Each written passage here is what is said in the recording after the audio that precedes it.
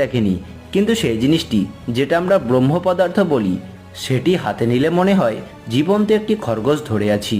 এটাও মানা হয় যদি কেউ এই ব্রহ্ম পদার্থটি দেখে নেয় তাহলে তার মৃত্যু তৎক্ষণাৎ ঘটবে।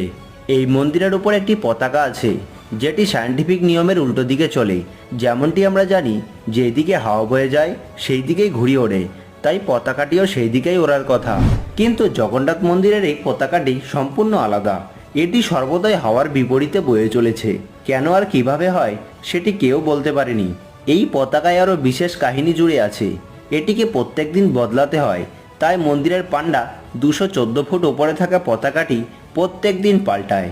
কেননা বলা হয় কোনো একদিন যদি পতাকাটি না পাল্টায় তাহলে এই মন্দিরটি 18 বছরের জন্য বন্ধ হয়ে যাবে। আর আপনারা কি জানেন 214 ফুট ওপরে থাকা এই মন্দিরের চূড়ার ছায়া এখনও অবধি মাটিতে পড়েনি, যেটা শুনে আপনারাও চমকে উঠেছে।